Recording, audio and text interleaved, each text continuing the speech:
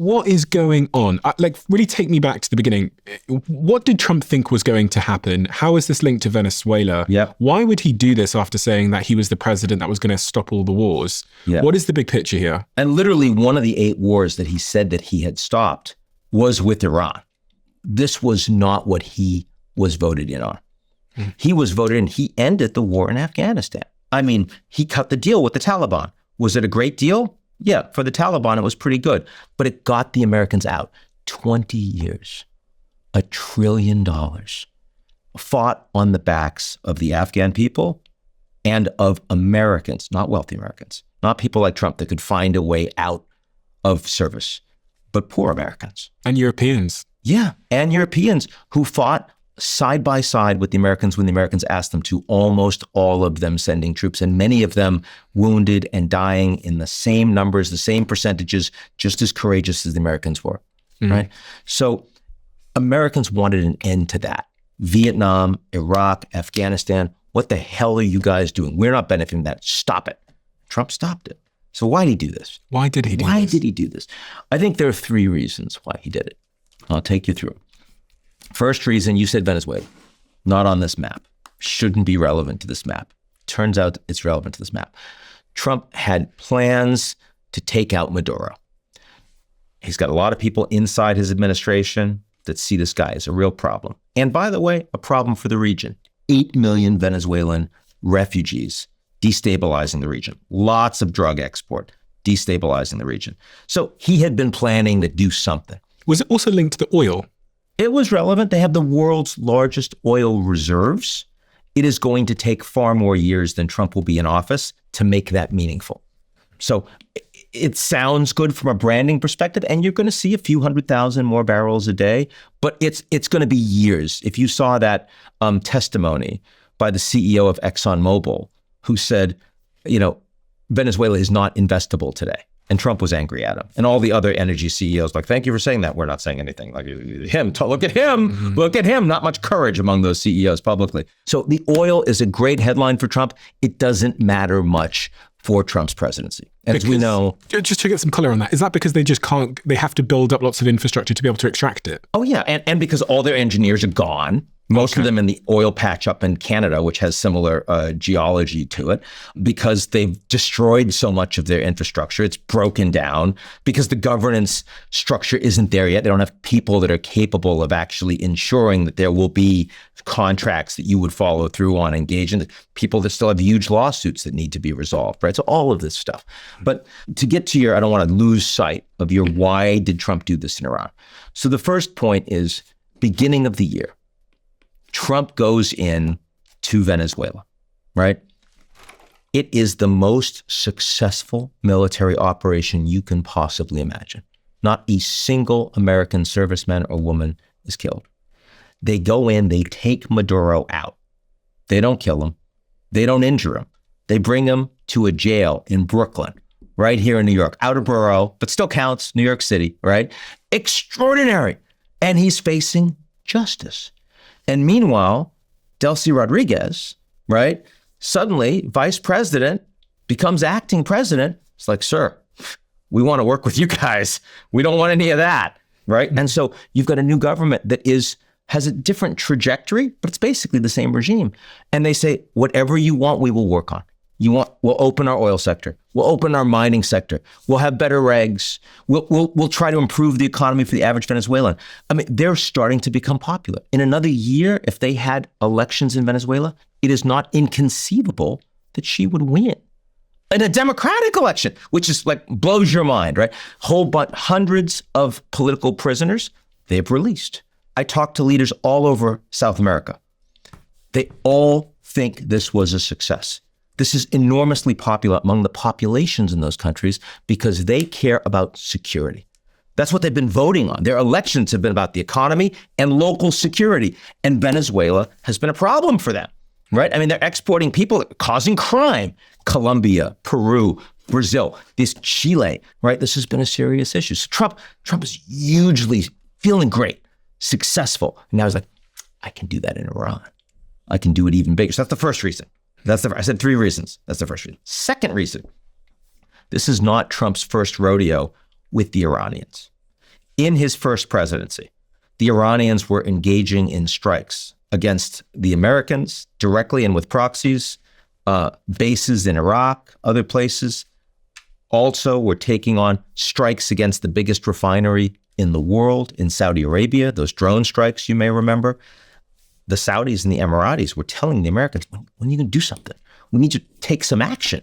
Trump didn't want to do anything. They're getting angry, right? Mm-hmm. Finally, the end of his presidency, he orders, pretty bold move, the assassination of this incredibly charismatic military leader, Qasem Soleimani, the head of the Quds Force, as it was called in Iran. And Iran was so angry. And they were going to destroy the United States. Death to America. What did they actually do? Nothing. And then, last June, Iranians are developing their ballistic missiles. They're developing their nuclear enrichment. In uranium enrichment, they're like stockpiling at higher levels, 60%. And the Israelis want to go in. Trump's providing intelligence. He doesn't want to go. Kind of dangerous. The Israelis go in. It's enormously popular. It's going well, succeeding. Trump's like, I want a part of that. That's successful. So he joins in. Second time, Israel took casualties, about 100 killed, I think, in the course of that 12-day war. The United States, Iran talked big, did not hit the Americans. They threw some missiles at that Al Udeid base in Qatar, the biggest U.S. base. They warned the Americans through Iraq before the missiles were launched. So it was very clear the Iranians didn't want any part of that fight. So Trump is thinking to himself, this is going to be awesome because I'm going to go in, I'm going to pull Venezuela in Iran. I know they don't want to fight me. I killed the supreme leader, 86 years old. He's going to die anyway. He's not that popular among the Iranian, the Islamic Revolutionary Guards Corps, the IRGC, because they're the ones that really run the country. I'm going to have this huge military force that shows what I'm capable of doing. Then the rest of the Iranian leadership, they're going to want to work with me, just like they did in Venezuela. So that was reason number two. And then the most important reason. The most important reason is that unlike Trump's first term, where he had people around him that were patriotic first and foremost to the country. And when they had disagreements with Trump, they let him know. And they leaked. And they also were willing occasionally to do what they could to undermine an incompetent decision that would hurt the country. And we saw that whether it was with Mike Pompeo or Mad Dog Mattis, right? All of these people who were much more independent, strong actors. This time around, Trump has some really good advisors, people like Marco Rubio and Scott Bessent. He also has some staggeringly incompetent advisors, like Pete Hegseth, for example. But what they all share is that they are first and foremost loyal to the president. And they will not tell him. They won't push back. And what he hears from them is shaded towards how brilliant he is. And that makes him think that he will be more successful even when the military thinks this is a horrible idea. And we just saw this with the reporting from the head of the Joint Chiefs, Dan Kane, who clearly thinks that this is a really bad idea and understands that the military scenarios are super dangerous and that the Iranians will be able to shut down the strait. And every military in the U.S. for the last 20, 30 years has gamed out how the Iranians could shut down the strait in a major conflict. And Trump hears very little of that. And he's taking away, I'm incredible, I'm confident, I'm going to make this happen. Those are the reasons he went in. And so he thought it would be take out the supreme leader, then they'll negotiate, we'll get a better deal, we'll have a political system there or political leader there that is obedient to us. Yeah, it'll be maybe, it won't be a day, but it's not going to be a month. And what actually happened? That did not happen. What actually happened is the Americans took out, the Israelis took out the supreme leader and also took out a lot of the military leadership that the Americans had been speaking to, which is why Trump came out and he said, well, a lot of the guys we're talking to are dead now, so we don't really know who to work with. He said that even if it's true, and it was, you don't want the president saying that, right? He has no filter. Which is one of the more interesting things about this presidency.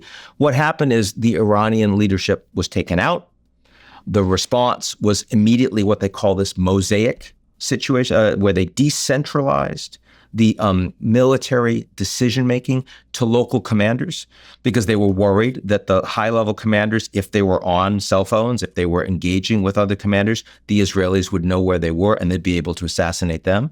So then suddenly the Iranians were taking shots at Gulf states, at critical infrastructure, and stopping transit from the Strait. This is one of the questions I had is, in several interviews that Trump has done, he alludes to the fact that he thinks he's talking to the right people. Do you really believe, I know there was a meeting recently in Pakistan where they sent JD Vance in to negotiate with Iran. Do you think anyone is running Iran at the moment? Is there leadership in Iran? Is it possible to negotiate and control all of these dispersed forces at the moment? First, the honest answer is it's impossible to know, because this is right now, the internal decision-making of Iran is extremely buttoned up, and they ain't talking to anyone about that. Mm-hmm. But it's very easy to assess two things. First, that their ability to make centralized decision plans and implement them is real.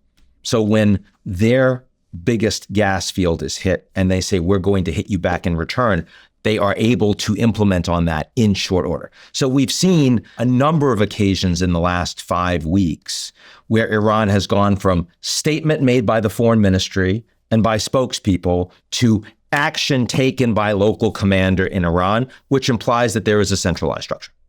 We also see toll taking on the Strait by individuals that are being ordered by the central Iranian government to do that. They're not operating by themselves. So in that regard, the fact that the Iranians showed up in Islamabad, in Pakistan, with significant leadership, with the foreign minister, also the speaker of the parliament, but also a team of experts who had briefs on negotiating on a number of different points on the Strait and on ballistic missiles and on support of proxy actors and on the nuclear issue, which proved the most divisive in those 21 hours of talks, shows that this regime is still very much functioning, despite all of the Israeli and the American efforts to say that, they've done all this incredible damage. This regime is still very much in place. And they couldn't get a deal. So Trump announced that he's going to block the Strait of Hormuz himself. Just hours ago. I think that is also overstated. You have 21 hours of talks led by the vice president of the United States. I assure you, if these talks were a disaster, they don't last 21 hours, 2 or 3, and then they're out. 21 hours means very substantive conversations on the entire range of topics that were of importance to the Americans and the Iranians. Trump did not get the outcome he wanted ultimately. I'm not super surprised, because the Iranians feel like they have more leverage right now than the United States thinks they do. And this frustrates Trump immensely. And so at the end, remember, he's calling and talking with Vance more than 10 times over the course of this entire conversation. They're in regular contact. At that point, Trump says, okay, I'm blockading the Strait. But just before markets open on Monday, you also see reporting that, well, these talks that were a disaster, we're going to engage in further talks. So maybe it wasn't such a disaster. Maybe what's really going on here is Trump wants to show that he still has more leverage to use against the Iranians, because he's lost a lot of his leverage. He gave a speech to the American people, one speech so far about Iran, primetime speech. In that speech, he said, war's almost over, 2 to 3 weeks, max, we're done. If I'm the Iranians and I hear that, I'm like, great. The Americans can't take this pain anymore. They can't take it. He keeps saying, Strait, not my problem, Straits. Let them take care of it. I hear that. I'm the Iranians. Great. He can't take this economic pain. He knows he doesn't have a military solution. So it's not that the Iranians are only hearing for Trump, I'm going to destroy your civilization. They're seeing what he's actually doing. And he seems to change his mind a lot, or not follow through on some of the threats that he makes. Right, of course. And then they also will be aware that he's becoming increasingly unpopular. On this issue specifically. On this issue specifically. He is underwater, just like he was on Greenland, where he eventually completely did a 180. He was going to put tariffs on all the Europeans that supported Denmark. He had to take Greenland. Those things went away. So you're sat there, you're Iran, you're going, Trump's own people are pressurizing him to get the hell out of here. Yeah. He's unpopular day by day it's hurting his economy. Correct. His midterms elections that are coming up, he's going to be severely hurt and he's going to lose power in that regard. So actually, the Iranian leaders, I mean, they might be incentivized just to wait it out. That's right. Because they don't think they have to wait it out for months. I think that it's a democracy. So he's going to be unelected at some point in a couple of years. They saw China. China did this, right? Last year, Liberation Day, as Trump called it, where he puts tariffs on all these countries, he puts these high tariffs on China. They hit back. He does it again. They hit back again. He's like, I'm going to do export controls. I say, well, we're going to shut down your critical minerals. Suddenly, CEOs are going to Mar-a-Lago. They say, you got to deal with the Iranians or we're going to shut down our factory lines in red states.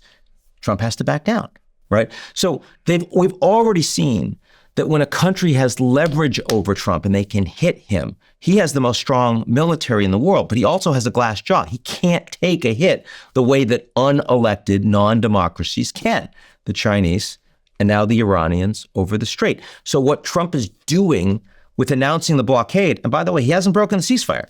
So even though blockade is an act of war, he still hasn't said, okay, you guys have to start hitting the Iranians again right now. So this is still de-escalated compared to a week ago. A week ago, this looked much more dangerous than it looks today.